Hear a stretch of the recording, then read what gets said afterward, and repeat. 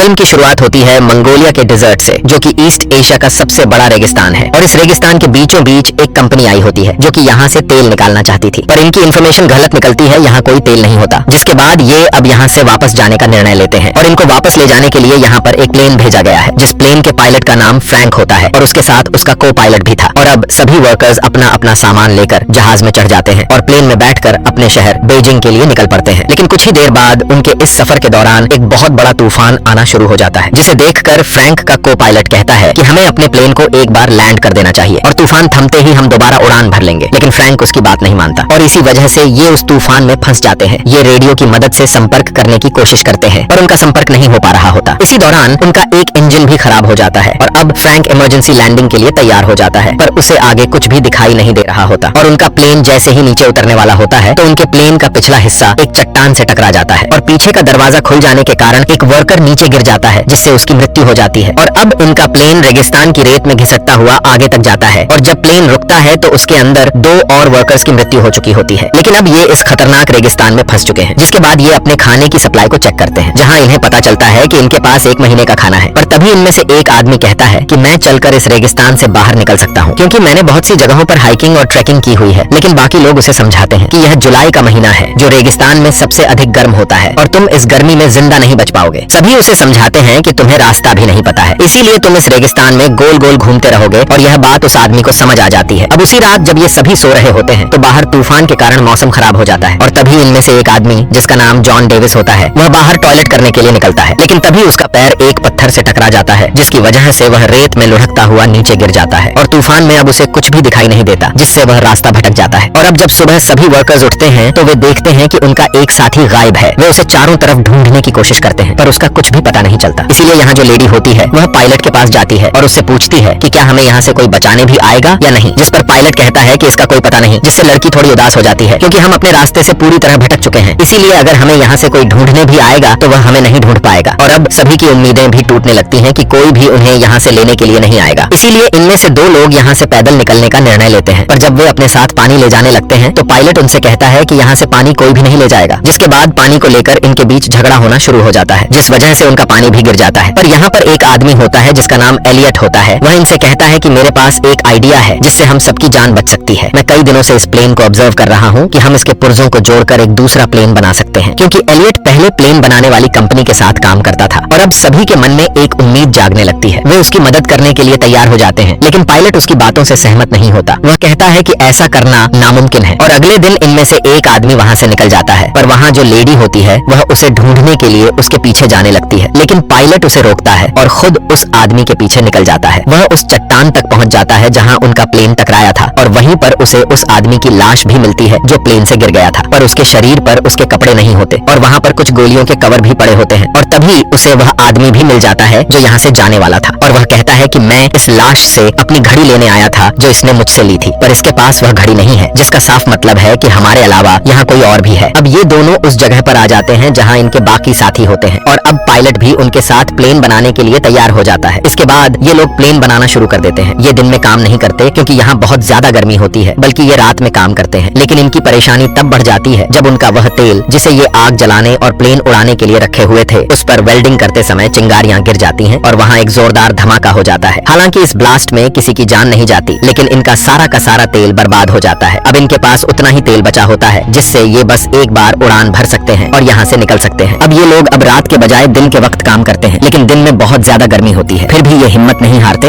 और काम शुरू कर देते हैं। अब जब इन्होंने प्लेन को रीबिल्ड करना स्टार्ट किया है तो एक विंग को जोड़ना जरूरी है। इनके पास सिर्फ एक ही मौका है। अगर विंग गिर गया तो ये लोग प्लेन को दोबारा नहीं बना सकते, क्योंकि इनके पास क्रेन नहीं है। ये विंग को धीरे धीरे ऊपर से नीचे गिराते हैं, लेकिन अचानक वो चैन टूट जाती है जो विंग को होल्ड किए हुए थी। विंग जमीन की तरफ घिसकता हुआ जाता है और सीधा प्लेन से टकरा जाता है। ये देखकर सब हैरान रह जाते हैं। प्लेन के अंदर इनका एक दोस्त पहले से होता है जिसका काम था उस विंग को बोर्ड से जोड़ना। जब विंग गिरता है वो बाहर आता है और कहता है मैंने काम मुकम्मल कर दिया। असल में विंग गिरते हुए उसी जगह पर लगता है जहाँ लगना चाहिए था। इस तरह प्लेन का स्ट्रक्चर मुकम्मल हो जाता है। अब सबको उम्मीद होती है कि वो यहाँ से उड़ा सकते हैं। सब खुशी मनाते हैं, डांस करते हैं और एंजॉय करते हैं। साथ ही वो रेगिस्तान की रेत हटाकर एक रनवे वे तैयार कर रहे होते हैं ताकि प्लेन टेक ऑफ कर सके, लेकिन सब कुछ आसान नहीं होता। एक दिन एक डेंजरस इलेक्ट्रिक स्टॉर्म आता है, बिजलियां गिर रही होती हैं और विंग के अंदर पेट्रोल होता है, इसलिए सब लोग वहां से दूर भाग जाते हैं। एलियट नहीं जाता, वो चाहता है कि प्लेन सेफ रहे। जब उस पर बिजली गिरने वाली होती है, फ्रैंक उसे खींचकर नीचे गिराता है और उसकी जान बच जाती है। अगर एलियट को कुछ हो जाता तो फिर कोई प्लेन मुकम्मल नहीं कर सकता था। अब ये लोग अपने प्लेन का नाम फीनिक्स रखते हैं। फीनिक्स इजिप्शियन मिथोलॉजी का एक जानदार होता है जो रेगिस्तान से दोबारा जन्म लेता है। बहुत पावरफुल माना जाता है, लेकिन अभी भी इन्हें अपने प्लेन पर काफी काम करना बाकी है। धीरे धीरे इनका पानी भी खत्म हो रहा होता है। एक रात वो लोग दूर से कुछ टेंट्स देखते हैं, वहाँ कुछ लोग सो रहे होते हैं। ये लोग असल में स्मगलर्स होते हैं जो हथियार सप्लाई करते हैं रेगिस्तान के रास्ते। फ्रैंक कहता है कि हमें उनसे पानी की मदद लेनी चाहिए। एलियट मना करता है, लेकिन फ्रैंक और कुछ साथी उन स्मगलर्स के पास जाते हैं। फ्रैंक और उसका दोस्त एक पत्थर के पीछे छुप जाते हैं ताकि अगर कुछ गलत हो तो अटैक कर सकें। इनके पास गन्स होती हैं। जब वो पानी मांगते हैं तो एक स्मगलर इनके एक आदमी पर गोली चला देता है। फ्रैंक और उसका दोस्त फौरन फायर करते हैं और कुछ स्मगलर्स को मार देते हैं, लेकिन एक स्मगलर जख्मी हालत में भाग जाता है। फ्रैंक के पास मौका होता है उसे मारने का, लेकिन वो गोली नहीं चलाता क्योंकि वो खूनी नहीं बनना चाहता। जेम्स उन मरे हुए स्मगलर्स में से एक की घड़ी देखता है। वो घड़ी उस दोस्त की होती है जो प्लेन से गिरकर मर गया था। इसका मतलब ये है कि ये वही स्मगलर्स हैं जो पहले भी यहाँ आए थे। अब एक जख्मी स्मगलर को ये लोग अपने प्लेन के पास ले जाते हैं। कुछ लोग कहते हैं कि उसे मार दिया जाए, लेकिन फ्रैंक मना करता है। जब सबके बीच बहस हो रही होती है, एलियट अचानक उस स्मगलर को गोली मार देता है। इस पर फ्रैंक और एलियट के दरमियान बहस शुरू हो जाती है। एलियट फ्रैंक को दोष देता है। वो कहता है कि तुम पायलट थे, तुम्हारी वजह से हम यहाँ फंस गए हैं, तुम्हारी वजह से हमारा एक साथी भी मर गया, मैंने मना किया था, फिर भी तुम गए वहाँ। ये बात सुनकर फ्रैंक को गुस्सा आ जाता है। वो एलियट को एक जोर का पंच मार देता है। अब एलियट नाराज हो जाता है क्योंकि उसकी ईगो हर्ट होती है। वो कहता है, मैं अब प्लेन नहीं बनाऊंगा, जितना काम मुझे करना था मैं कर चुका हूँ। मैं यहाँ 10 लोगों के बराबर काम करता हूँ और तुम सब सिर्फ आराम करते हो। केली उसके पास आती है और कहती है, तुम्हारे बगैर हम ये प्लेन नहीं बना सकते, हमें तुम्हारी जरूरत है। एलियट कहता है, अगर सब लोग मुझसे रिक्वेस्ट करेंगे तभी मैं काम शुरू करूंगा। फिर सब लोग, यहाँ तक कि फ्रैंक भी उससे रिक्वेस्ट करते हैं। फ्रैंक कहता है, तुम ही यहाँ के बॉस हो, कृपया इस काम को मुकम्मल करो। एलियट मान जाता है। फिर सब मिलकर दोबारा से प्लेन बनाने के काम में लग जाते हैं। एक दिन ये लोग दूरबीन से देखते हैं कि वो स्मगलर जो भाग गया था अब अपने दोस्तों के साथ वापस आ गया है, लेकिन वो आगे नहीं बढ़ते क्योंकि वो जानते हैं कि इन लोगों के पास अब उनके ही हथियार हैं। स्मगलर्स को पता होता है कि इनका पानी और खाना जल्दी खत्म हो जाएगा और जब ये कमजोर हो जाएंगे तो वो हमला करेंगे। ये लोग और भी तेजी से काम करना शुरू कर देते हैं। आखिरकार उनका काम मुकम्मल हो जाता है। तभी फ्रैंक को एक मैगजीन मिलती है जिसमें कई तरह के प्लेन्स के मॉडल होते हैं। पता चलता है कि एलियट ने प्लेन का मॉडल इन्हीं टॉय मॉडल्स को देखकर बनाया था। दरअसल वो छोटे छोटे उड़ने वाले मॉडल प्लेन्स बनाया करता था, लेकिन कभी भी